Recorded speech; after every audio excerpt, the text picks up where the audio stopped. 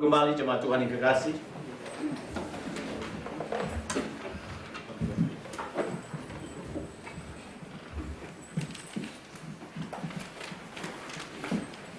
Shalom, selamat pagi. Halo. Selamat pagi. Selamat pagi. Rasanya posisinya tidak seimbang, lebih banyak ke sini ya. Tapi tidak apa-apa. Yang penting konsentrasi kita seimbang untuk kebenaran firman Tuhan. Tadi saya kelihatannya ketika bicara menyanyi tentang cinta, rasanya anak-anak muda semangatnya mendambung gitu ya. Enggak kok, enggak semangat. Yang doa itu yang semangatnya luar biasa itu. Shalom. Shalom. Belum. Musim dingin kok tambah bikin dingin jadinya. Nyanyi juga bikin dingin. Mari kita baca bagian firman Tuhan kita. Hari ini terambil dalam 1 Korintus 13. 1 Korintus 13 ayat yang keempat. 1 Korintus 13 ayat yang keempat.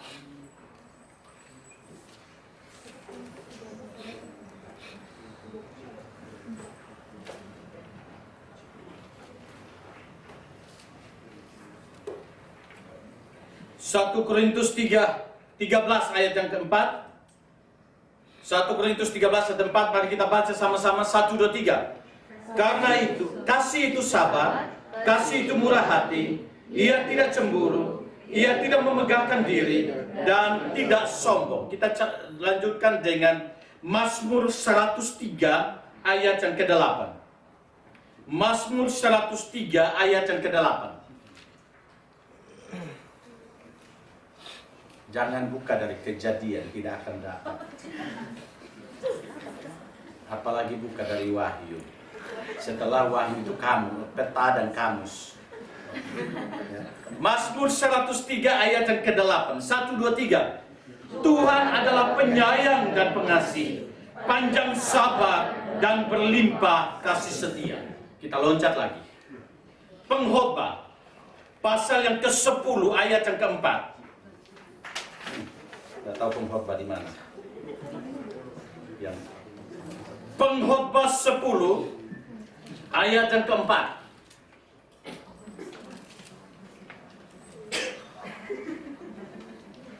Cari Pengkhotbah sambil bersih.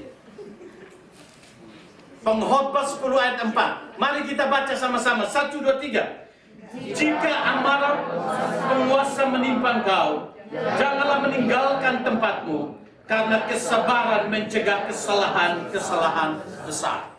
Jemaat yang kekasih, tema kita hari ini adalah kasih itu sabar. Nanti kita akan melihat semua yang ada dalam kasih itu. Dan hari ini kita coba melihat salah satunya adalah kasih itu sabar. Nah, jemaat Tuhan yang kekasih, ada seseorang yang berkata kepada saya, bukan di sini, di tempat lain. Dia berkata begini, Pak Pendeta, bicara sabar itu gampang ya. Tapi sabar itu menggelisahkan, betul? Sabar itu menjengkelkan. Sabar itu apa lagi? Apa itu? Apa berarti? Subur. Sabar itu subur karena yang ngomong subur. Sama, kami dua beda-beda tipis masalahnya. Jadi sabar itu sepertinya menyusahkan. Ketika dia ngomong begitu di depan saya pelototin begini. Jadi maksud kamu apa? Tapi akhirnya suaranya merendah. Tapi sabar itu indah ya Pak ya. Kemudian saya tanya sama dia, kapan indahnya? Jawabnya, ya sabar aja katanya.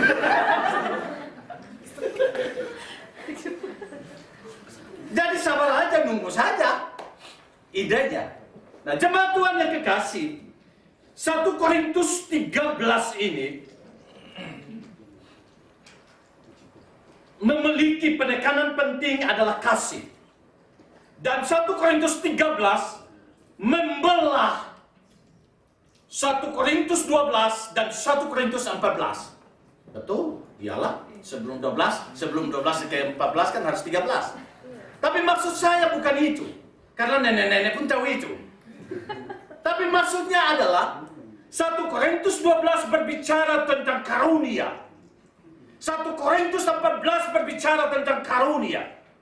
Tapi di tengah-tengah penekanan karunia, tidak kebetulan dan bukan sengaja, Tuhan memberikan ilham, bukan ilham lahir, ilham kepada Paulus untuk menempatkan kasih di antara, untuk memisahkan penekanan-penekanan tentang karunia. Mengapa demikian? Karena kalau saudara dan saya baca 1 Korintus 13 ayat 1 sampai dengan ayat yang ketiga, di sana dia berbicara tentang pengorbanan-pengorbanan, dan di situ dia bicara tentang karunia-karunia yang dimiliki oleh seseorang, dan orang-orang itu mengobarkan karunia yang begitu rupa, dan akhirnya dia juga memiliki karunia untuk memberikan dirinya, bahkan dibakar sekalipun. Tetapi semuanya itu dilakukan kalau tanpa kasih itu tidak ada artinya apa-apa. Jadi basic utamanya bukan karunia, tapi basic utamanya adalah kasih. Kalau kasih menjadi landasan di atas bagi karunia, baru karunia itu boleh berkenan di hadapan Tuhan. Tapi karunia itu dilakukan tanpa landasan kasih, maka saya percaya kita tidak akan pernah bisa menyenangkan hati Tuhan dan bisa menjadi berkat bagi sesama kita. Nah, jemaat Tuhan yang kekasih, salah satu penekanan kasih di sini, dia katakan bahwa kasih itu sabar. Nah, jemaat Tuhan yang kekasih, kalau saudara dan saya perhatikan, di dalam berbicara tentang kasih itu sabar, dalam ayat yang ke-3 ini, dia katakan bahwa kasih itu sabar. Kemudian, dia koma, titik koma. Setelah itu dia lanjut, dan kasih itu murah hati. Tetapi kalau kita perhatikan ayat yang ke-5, di sana dia ulang lagi sabar di sana. Kita baca ayat yang ke-7, ayat yang ke-7. Kita baca sama-sama ayat 7. 1 Korintus 13, 1, 2, 3. Dia menutupi segala sesuatu, percaya segala sesuatu, mengharapkan segala sesuatu. Apa? Pertanyaannya, mengapa sudah ada sabar di dalam ayat yang ke-4? Tapi dia harus ulang lagi sabar menanggung segala sesuatu di dalam ayat yang ke-7. Pertanyaannya, apakah sabar dalam ayat yang ke-4 beda dengan sabar yang ada di dalam ayat yang ke-7? Perlu saya tanya kepada jemaat? Dari ini bukan PA, Pak.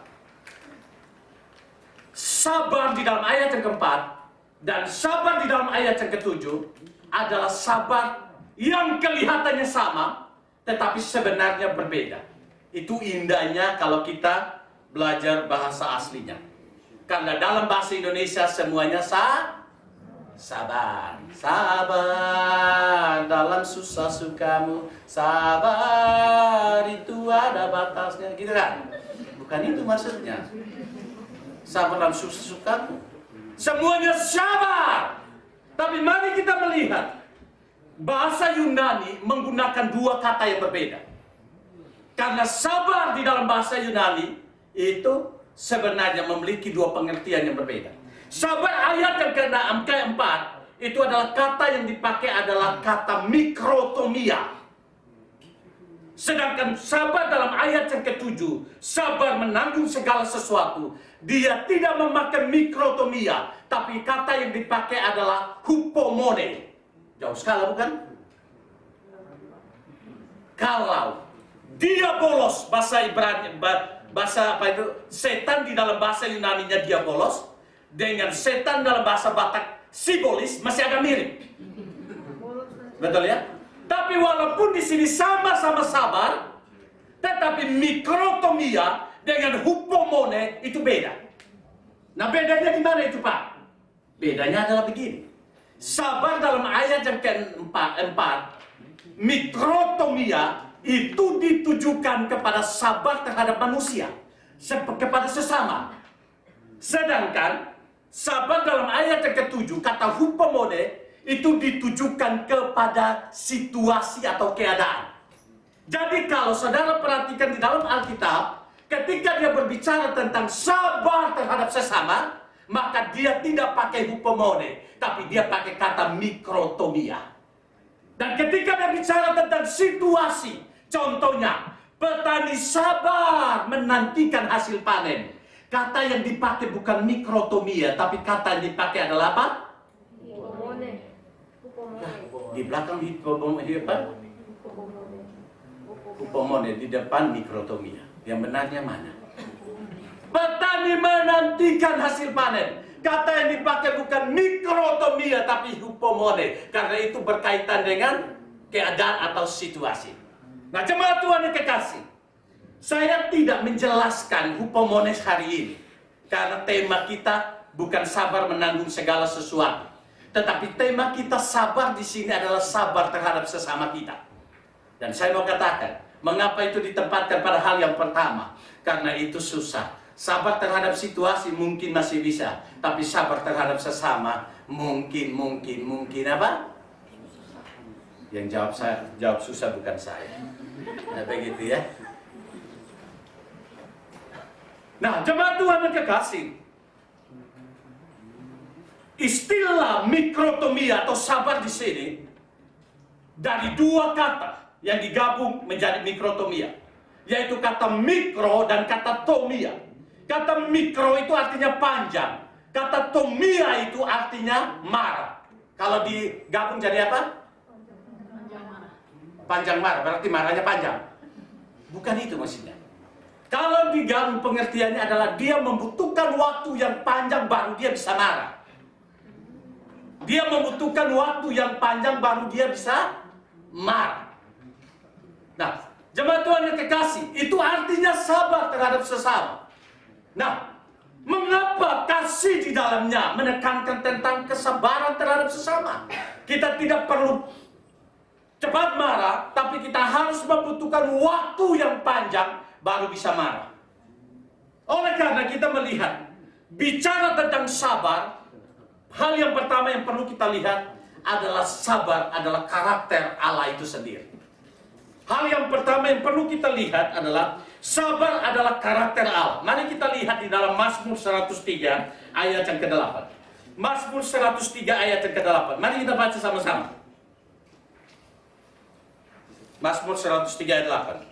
Jangan tutup Alkitabnya. Mari kita baca sama-sama. 1, 2, 3. Tuhan adalah penyayang dan pengasih, panjang sabar dan berlimpah kasih setia. Jadi di sini dikatakan salah satu karakter Tuhan. Tuhan ditulis sini tulis dengan huruf besar atau kecil? Besar. Dia pakai T besar, U besar, H besar, A besar, N besar. Artinya apa? Itu menunjukkan kepada Adonai. Adonai adalah kata pengganti daripada Yahweh. Yahweh menunjukkan kepada diri Allah. Jati diri Allah yang kudus itu. Jadi Allah yang kudus itu, Yahweh itu memiliki karakter. Tidak hanya penyayang, tidak hanya pengasih, tetapi di sana dikatakan dia juga apa? Panjang sabar. Panjang sabar. Nah, jemaat Tuhan yang kekasih, dari mana kita tahu Tuhan itu panjang sabar? Saudaraku, kita perhatikan.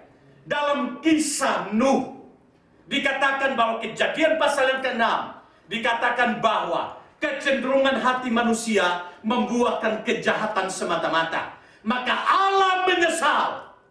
Nah, hari Kamis nanti kita akan PA, pendalaman Alkitab tentang konsep Allah menyesal. Loh, Allah bisa menyesal. Apa itu menyesal? Nah, saya kasih introduksi atau iklan dulu ya. Kalau menyesal berarti dia buat sesuatu yang dulu awalnya dia tidak tahu, begitu ya. Tetapi setelah sampai pada titik itu, loh kok tidak seperti itu? Dia menyesal, berubah. Pertanyaannya, Allah bisa berubah? Alkitab katakan Allah tidak bisa berubah. Maka itu kita akan bicara dalam pendalaman Alkitab Aletheia. Datanglah, hadirilah, dan banjirilah. Nah, begitu ya. Nah, pertanyaannya adalah begini. Mengapa pada zaman itu kejahatan merajalela? Kecuali Nuh mendapatkan kasih karunia bersama dengan keluarga. Tetapi di tengah-tengah kejahatan itu, Allah masih menambahkan kehidupan bagi manusia 120 tahun. Artinya bahwa Allah masih panjang sabar kepada manusia. Allah tidak langsung menghukum. Tetapi Allah panjang sabar sampai 120 tahun. Bahkan manusia pada saat itu umurnya Tuhan kasih sampai 900 berapa? Metusalah umurnya berapa? Iya, 969 tahun. Siapa yang sabar seperti itu? Manusia sabar sampai berapa? Tuhan bilang sama Petrus mengampuni sampai berapa? Petrus jawab bilang mengampuni sampai berapa? 3 kali. Petrus bilang apa? Mengampuni berapa kali? Berapa? 3. Ngomong 3 aja susahnya minta ampun. 3 kali. Tapi Tuhan bilang apa? 7 kali? 7 kali? 7 kali. Dikali berapa itu? Tapi Tuhan sabar pada manusia 969 tahun. Apakah Tuhan kurang panjang sabar? Jemaat Tuhan yang kekasih, kita melihat Tuhan kita adalah Tuhan panjang sabar. Tapi Paulus menekankan dalam kitab Roma, haruslah kau ingat, kesabaran Tuhan adalah kesempatan untuk kita berubah. Jadi kalau Tuhan tidak langsung menghukum kita, itu adalah kesempatan untuk kita berubah. Karena kita akan melihat, Dia sabar, tapi Allah kita adalah Allah yang juga murka adanya. Betul ya? Kalau sudah ada waktunya di mana Dia sudah membatasi waktunya, maka otomatis ada keadilan Tuhan dan di dalam ada murka yang diberikan buat kita. Maka jemaat Tuhan yang kekasih, kalau sampai saat ini Tuhan masih panjang sabar sama kita, jangan mempermainkan kesabaran itu. Bahkan saudaraku, tidak hanya dalam kasus Nuh, tapi mari kita boleh melihat dalam kasus bangsa Israel. Ketika mereka 40 tahun ada di padang gurun. Apa yang terjadi dalam kehidupan mereka? Mereka seringkali bersungut-sungut. Mereka seringkali tidak percaya sama Tuhan. Mereka seringkali mengkhianati Tuhan. Tapi setiap kali mereka minta mujizat, Tuhan kasih apa tidak? Mujizat yang paling hebat itu bukan dalam perjanjian baru, tapi mujizat paling hebat itu adalah perjanjian lama. Satu-satunya mujizat yang tidak pernah terjadi lagi, yaitu roti dari surga. Itu mana? Orang memakai sendal itu 40 tahun tidak pernah rusak. Mereka pakai jubah yang tidak pernah diganti, 40 tahun tidak pernah rusak. Dan satu baju dipakai itu 40 tahun tidak pernah rusak. Ketika mereka minta air, Tuhan keluarkan air daripada gunung batu. Padahal seringkali mereka membandingkan perjalanan ikut Tuhan lebih menderita daripada mereka ada di Israel, di Mesir. Padahal di Mesir mereka ditekan dan mereka berseru sama Tuhan. Tetapi kita melihat Tuhan tetap berkasih karunia dalam hidupnya. Jemaat Tuhan yang kekasih, mari kita boleh belajar satu hal. Allah kita adalah Allah yang panjang sabar, Allah yang bermurah hati dalam hidup kita karena kesabaran yang ada. Dan ketika walaupun kita berdosa, tapi kita masih mendapatkan nafas hidup. Kita berdosa, tapi kita masih bisa dapat kesempatan bekerja. Kita berdosa, tapi kita masih dapat kesempatan studi. Kita berdosa, tapi kita masih mendapatkan beasiswa. Kita berdosa, tapi kita bisa mendapatkan kemurahan-kemurahan. Itu bukan karena kita, tapi karena Allah itu sabar atas kita. Maka jemaat Tuhan yang kekasih, orang yang sungguh berkata begini, aku kecewa sama Tuhan, adalah orang yang tidak pernah mengerti bahwa Allah itu panjang sabar adanya dalam hidupnya.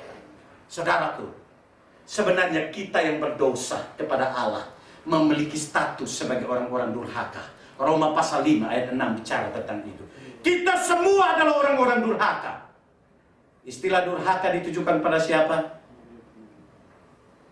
Anak kepada orang tua.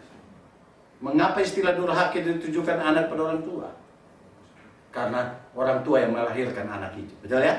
Orang tua yang mengasuh anak itu. Orang tua yang menyusui anak itu. Orang tua yang menggendong anak itu.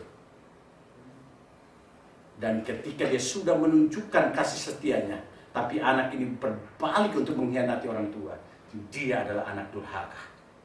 Begitupun kita. Ketika kita mengkhianati Tuhan dalam kesabaran panjang sabarnya, kita adalah orang-orang durhaka karena kita dicipta oleh Tuhan. Tapi kita bersyukur. Kita tahu cerita di Indonesia. Kalau bicara tentang anak durhaka, cerita yang terkenal itu apa? Maling kundang. Wih, cepat sekali. Bukan saya, bukan kita. Maling kundang. Mengapa dia dikatakan durhaka? Karena dia tidak mau, setelah dia jaya, dia tidak kenal apa? Mamanya. Kemudian akhirnya ujungnya dia jadi apa?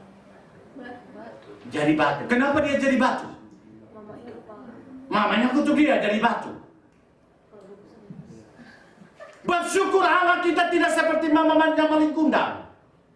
Betul toh? Kalau Allah kita seperti mamanya maling kundang, semua yang duduk di sini batu semua. Termasuk yang ngomong juga batu.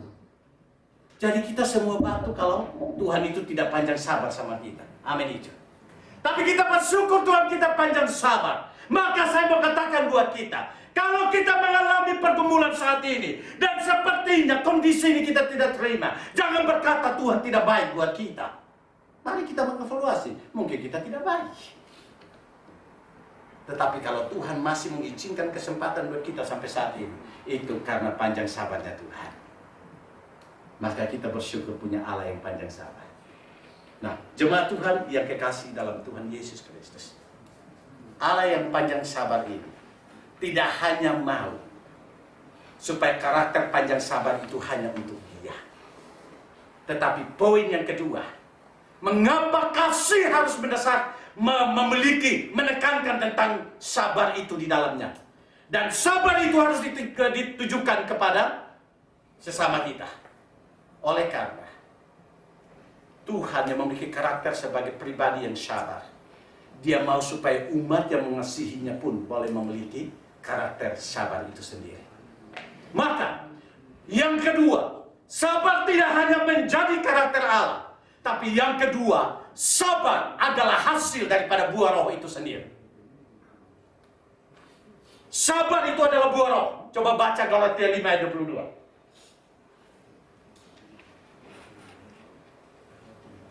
Galatia 5 ayat 22. Seseorang boleh membacakan bagi kita? Silakan, sudah mendapatkan? 1, 2, 3. Tapi buah roh ialah kasih, sukacita, damai sejahtera, kesabaran, kemurahan, kebaikan, kesetiaan. Nah, di sana dikatakan ada kesabaran dalam buah roh. Tapi kalau saudara dan saya perhatikan, saya coba ingin mau saudara kita membandingkan bagian ini. Kalau saudara baca dari ayat 19, 20, 21, di sana dia juga menyinggung tentang perbuatan daging, betul ya? Perbuatan daging itu apa dan lain sebagainya. Coba baca ayat 19, 21. Sudah dapat, silakan baca. Iya.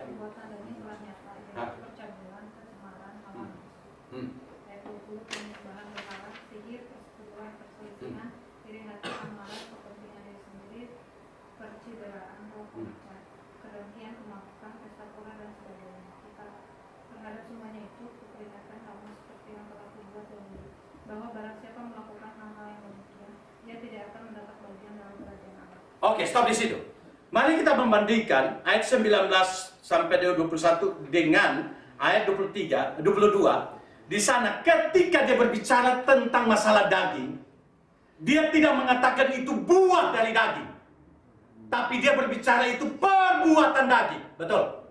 Tapi ketika dia bicara tentang buah roh, dia bicara tentang kasih, sukacita, kesabaran dan lain sebagainya, dia tidak katakan perbuatan sabar, perbuatan kasih, tidak. Tapi dia bicara itu tentang buah daripada roh itu sendiri. Mengapa dia tidak menekankan? Mengapa dia menekankan perbuatan? Ketika dia bicara daging, dia menekankan itu perbuatan. Sedangkan ketika dia bicara tentang kasih, sukacita, kesabaran, dia menekankan buah. Karena di sini perbedaannya. Kalau dia bicara kasih, sukacita, sabar, dan lain sebagainya, itu bukan hasil daripada perbuatan kita, tapi itu hasil daripada pekerjaan Roh Kudus. Betul ya? Sedangkan ketika berbicara tentang kedagingan, itu adalah lahir daripada perbuatan kedagingan kita. Maka perbuatan kedagingan itu bisa dikamuflase.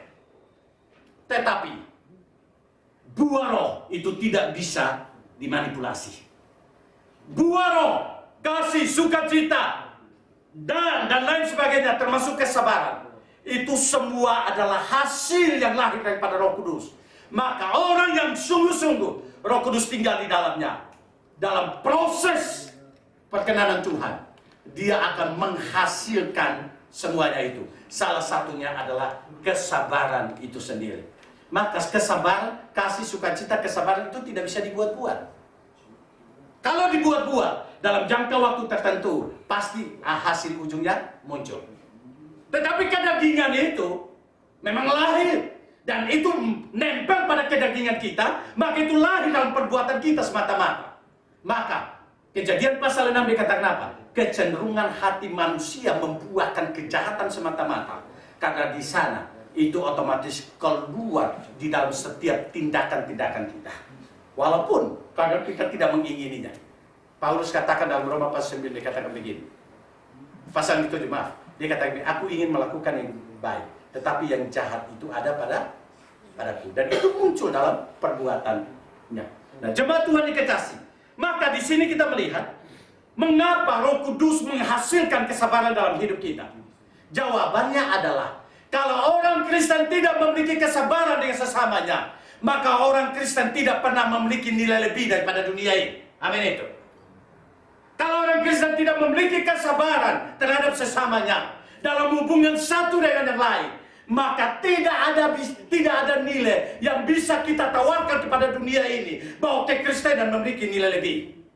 Maka dengan demikian, Allah tidak menahan kesabaran itu hanya untuk Allah sendiri, tetapi panjang sabar, mikrotomia itu Allah hadirkan itu di dalam kehidupan kita sebagai buah roh. Kalau sebagai buah roh, berarti orang yang tidak mengenal Allah, mereka tidak mungkin memiliki kesabaran sebagaimana sabar yang lahir daripada karakter Allah.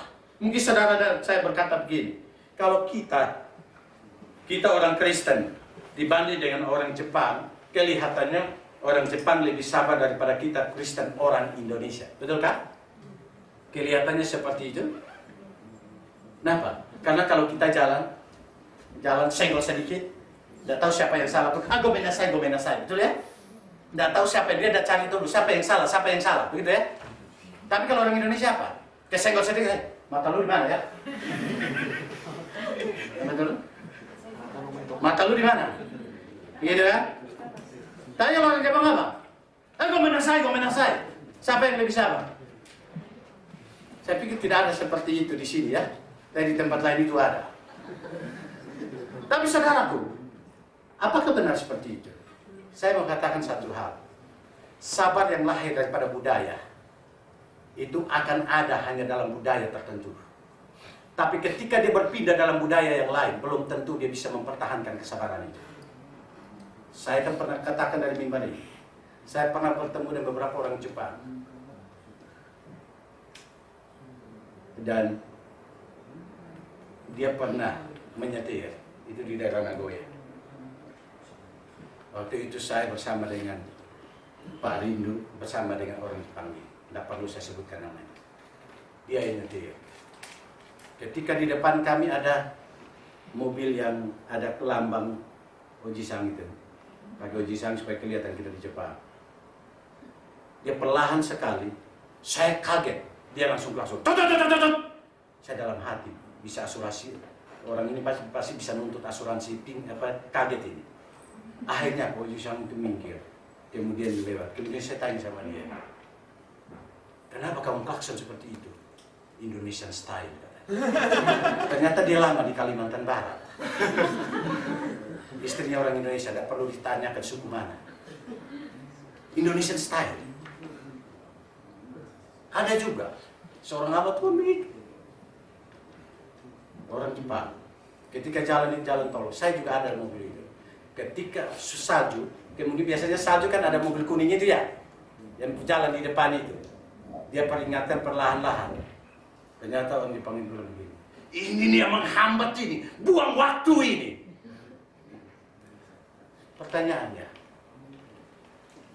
apakah kesabaran budaya itu bertahan selama ini? Tidak. dia hanya bertahan dalam budaya tertentu. Tapi ketika dia pindah dalam budaya tertentu yang tidak sabar, dia akan tidak sabar. Maka saudaraku, seharusnya kekristenan harus menawarkan sebuah kesabaran yang lebih. Walaupun saya harus belajar juga banyak sabar. Karena memang ini proses buat saya juga. Dan mari kita boleh sungguh lagi melihat. Tuhan memberikan buah roh dalam kita. Supaya kita memiliki panjang sabar. Panjang waktu baru bisa marah. Itu maksudnya. Dan itu hanya dikerjakan oleh orang yang di dalamnya ada Roh Kudus di dalam hidupnya. Maka mari kita mulai rasa-rasa. Kira-kira kita panjang sabar apa enggak? Atau kita cepat marah? Termasuk saya juga ketika mempersiapkan khotbah ini saya bertobat. Karena saya kadang kurang sabar. Lampu merah, saya pakai sistem Indonesia. Lampu hijau perlahan-lahan, lampu kuning tancap gas, lampu merah apalagi. Jadi saya harus belajar sabar. Anak-anak sering kali mengingatkan saya, Papa Juruina, ketika ada lampu merah. Kadang-kadang kalau saya sudah gila-gila lampu kuning khususnya, saya sudah bikin Papa Juruina. Artinya warning buat saya kurang sabar. Ini saya mengaku dosa ini. Jadi ini kegagalan pendeta yang mengaku dosa ya. Jemaah jangan ikut lagi ya.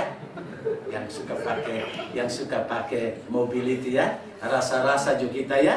Roh Kudus ada dalam kita. Kalau lewat Roh Kudus berduka. Ayah. Karena kita sudah tidak punya panjang sabar. Maka hal yang kedua, mengapa kita dituntut sabar? Karena sabar adalah salah satu bukti Roh Kudus tinggal dalam hidup kita. Karena ketika Roh Kudus tinggal dalam hidup kita, salah satu buah yang dihasilkan adalah kesabaran itu sendiri. Jadi sabar bukan hanyalah karakter Tuhan, tapi seharusnya sabar harus menjadi karakter kita. Amin itu. Karena Roh Kudus tinggal dalam hidup kita. Yang ketiga, kasih itu sabar. Karena sabar tidak hanya menjadi karakter Tuhan, tapi sabar sudah menjadi karakter kita. Karena sabar adalah salah satu buah daripada Roh Kudus.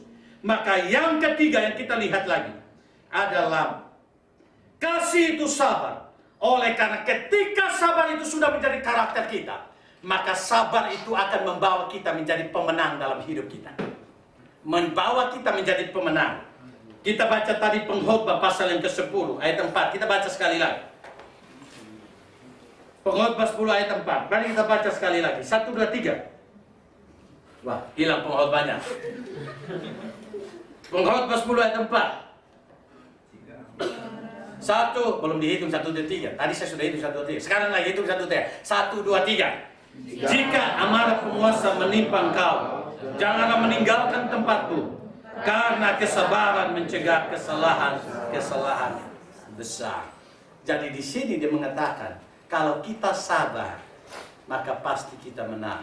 Amsal mengatakan, orang yang sabar itu seperti pahlawan yang mengalahkan kota. Amin itu. Mengapa demikian? Orang yang sabar, dia menang pertama. Dia menang pertama bukan menang terhadap musuhnya, tapi menang pertama adalah menang terhadap dirinya. Musuh yang paling besar bukan sesama, tapi musuh yang paling besar adalah menaklukkan diri kita. Maka di sini pengkhotbah mengatakan, kalau penguasa, jika amarah penguasa menimpa engkau, jangan meninggalkan tempatmu. Artinya apa? Kita nggak sabar lagi mendengar amarahnya. Akhirnya apa? Kita pergi saja daripada saya felungku sama dia. Tapi saudaraku, orang yang bijaksana, orang yang sabar pasti dia bijaksana. Dan dia tahu di dalam amarah sekalipun pasti ada didikan di sana. Ada pembelajaran di sana. Maka dia tidak akan pernah meninggalkan itu. Tapi ketika dia mendengarkannya, dia sedang menahan dirinya, mengalahkan dirinya. Sehingga dengan demikian, hatinya tidak panas, pikirannya tidak panas. Maka dia otomatis sendiri, cooling down dengan dirinya sendiri. Dia mengalahkan dirinya. Dan ketika dia mengalahkan dirinya, dia mencari kira-kira pembelajaran apa yang dia dapat dari sana. Kenapa? Kalau dia panas, dia tidak akan pernah belajar. Betul?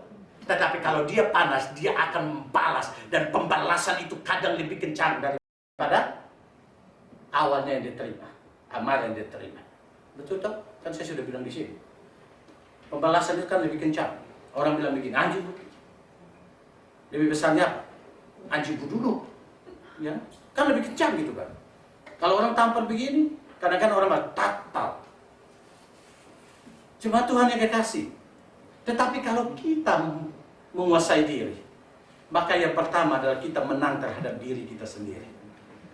Mengapa sabar ini ditempatkan pada hal yang pertama, dan sabar menanggung segala sesuatu ditempatkan pada terakhir?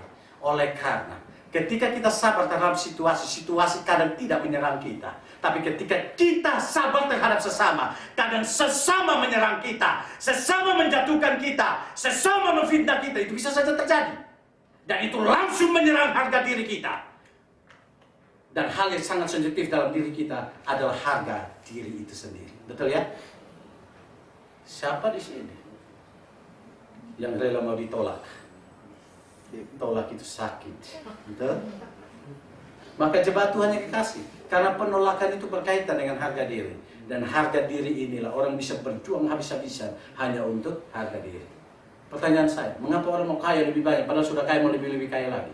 Mengapa dia sudah penguasa tapi dia mau berkuasa lebih lagi?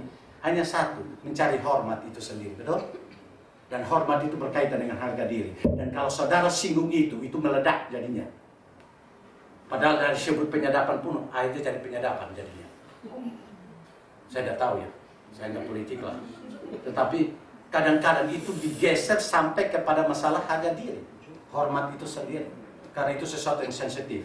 Tapi kalau kita bisa menguasai diri, karena kita sabar, maka otomatis musuh boleh mengatai kita, tapi ada pelajaran-pelajaran yang bisa kita petik di sana. Karena pikiran kita jernih, hati kita tulus untuk bisa belajar daripada setiap situasi yang ada. Saya mau katakan buat kita, pembelajaran bukan hanya ada di bangku sekolah, tapi sampai mati kita akan terus belajar dalam hidup ini. Tapi orang yang belajar adalah orang yang sabar. Orang yang belajar adalah orang yang rendah hati. Dan orang yang rendah hati adalah orang yang pasti sabar itu sendiri. Karena orang sombong tidak mungkin dia bisa sabar. Maka jemaat Tuhan yang kekasih, sabar membawa kita menang terhadap diri kita sendiri. Tapi yang kedua adalah kita bisa menang terhadap musuh kita. Kenapa? Pengkhotbah katakan dalam Pengkhotbah 10 tadi, janganlah meninggalkan tempatmu, karena kesabaran mencegah kesalahan apa? Besar. Contohnya begini, kalau sesama kita memarahi kita atau memfitnah kita dan lain sebagainya, padahal kita tidak salah. Contohnya, ini tatoe pak, gitu ya. Contohnya, dia fitnah kita, dia kecewa sama kita, dia marahin kita. Padahal kita tidak salah. Ketika kita balas dia, yang menang siapa? Dia atau kita? Yang menang dia. Kenapa? Karena pada awalnya, yang benar saya, yang benar satu, yang salah satu. Yang jahat satu, yang benar satu. Betul ya? Tapi ketika dia buat jahat sama kita tidak sabar, kita balas dia, berarti dia menang terhadap kejahatan dia memenangkan kita. Sehingga akhirnya kita menjadi jahat karena kita balas dia. Maka akhirnya terjadi dua kejahatan. Tapi kalau kita sabar, kita tidak balas dia, maka otomatis bisa imbang. Yang pertama adalah, kalau kebaikan kita tidak membuat dia menjadi baik, maka tetap terjadi satu jahat dan satu baik. Maka di sana seimbang, betul ya? Tetapi selanjutnya kita katakan, kalau orang berbuat dosa kepadamu, orang berbuat jahat padamu, balaslah dia dengan apa? 3 hal. Saya ulang terusin. Yang pertama, siapa pendetanya?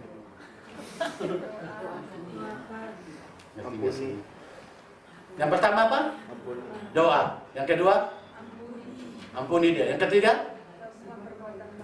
Berbuat baik sama dia. Nah, dikatakan perbuatan baik kita adalah bara yang ada di atas kepalanya. Membuat dia berpikir, kenapa orang ini ku jahat sama dia, tapi kok baik banget dia sama saya. Begitu ya? Bikin jahat, kita kasih saksaan. Dia bikin jahat, kita kasih RW. Dia bikin jahat, kita kasih rica-rica. Dia bikin jahat, kita kasih apa lagi? Udah habis daging, kasih saja andaliman buat dia. Kalau dia bikin jahat, kita kasih bumbu saja buat dia. Atau kecap manis buat dia. Dia mulai mikir ini, kenapa seperti itu? Akhirnya dia berubah. Dia berubah menjadi baik. Pertanyaannya, yang menang siapa? Yang menang kita yang baik. Betul. Karena kita mengubah dia dari jahat menjadi baik. Maka orang sabar pasti tidak akan kalah. Karena minimalnya impas atau minimalnya dia bawa dia untuk menjadi orang baik. Maka saudaraku, jangan memperbanyak kejahatan dengan akhirnya dipengaruhi oleh kejahatan sesama. Tetapi orang yang bisa melakukan itu adalah orang yang sungguh Roh Kudus tinggal dalam hidupnya dan dia bisa mengalahkan dirinya itu sendiri. Maka jemaat Tuhan yang kekasih, kita boleh belajar lagi. Mengapa banyak orang sulit mengampuni? Karena landasannya ini. Landasannya ini. Dia tidak kurang sabar menguasai dirinya. Sehingga dia tidak belajar daripada setiap pertengkaran, fitnah dan lain sebagainya yang dia dapatkan. Padahal dia tahu pasti ada pelajaran di sana. Maka di sana dia tidak melihat berkat Tuhan di balik itu. Maka dia sulit untuk mengampuni. Nah, mengampuni nanti itu lain lagi yang saya akan sampaikan. Tapi jemaat Tuhan, mari kita boleh belajar 3 hal penting. Hari ini, kenapa sabar itu harus ada dan kasih dan itu harus menjadi bagian kita? Karena sabar adalah karakter Allah. Betul ya? Yang kedua, sabar itu adalah harus menjadi karakter orang percaya. Karena Allah memberikan itu melalui roh dan menghasilkan buah. Dan salah satu buah adalah kesabaran. Yang ketiga, sabar itu mendatangkan kemenangan buat saudara dan saya.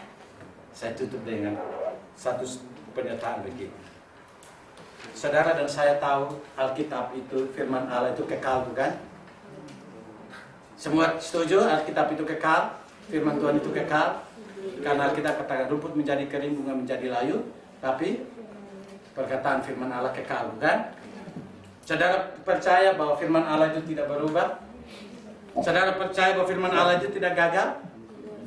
Maka kalau demikian, jangan hanya gagalkan firman Allah yang mengajarkan kita tentang kesabaran hanya karena kita dihina. Hanya karena orang melakukan hal yang jahat sama kita. Betul ya? Kalau dia marah kita, ini pembelajaran buat saya juga. Jangan kita balas marah. Kenapa? Amsal mengatakan, orang yang lekas marah adalah orang itu pasti cepat tua. Saya pikir Amsal itu sangat dia mungkin melemahkan bagian itu. Tapi sebenarnya lebih tepatnya adalah kalau orang cepat marah itu pasti mati. Coba saudara kasihlah 4 jam dia marah. Marah lagi kencang. Biarkan dia 1 jam. 1 jam tir-tir dia tarik nafas. Dia mau berhenti ini minum. Dia minum lagi setelah itu, ayo mulai lagi. 1 jam lagi. 1 jam dia berhenti kasih minum lagi. Habis itu kasih 4 jam mati dia di situ. Makan dulu. Bertanya, mau cepat mati? Kalau nggak mau cepat mati, belajar hidup sabar. Amin itu. Doakan saya supaya saya sabar. Nah, begitu ya. Ada jemaat yang bertanya sama saya, Pak, waktu Bapak pindah dari Aichi, kok nggak ubanan? Setelah sampai di Osaka, kok cepat sekali ubanannya? Saya bilang itu karena kesabaran saya terhadap kau. Tapi dia tidak hadir hari ini, jangan tanya siapa orangnya. Iya, dari mari kita boleh sungguh lagi belajar kesabaran ini. Dan jadilah pemenang-pemenang dalam hidup kita. Karena karakter itu sudah ada dalam diri kita. Tidak usah cari tahu lagi. Mari kita tunduk kepala dan kita berdoa. Bapa di sorga, hari ini Engkau telah berbicara bagi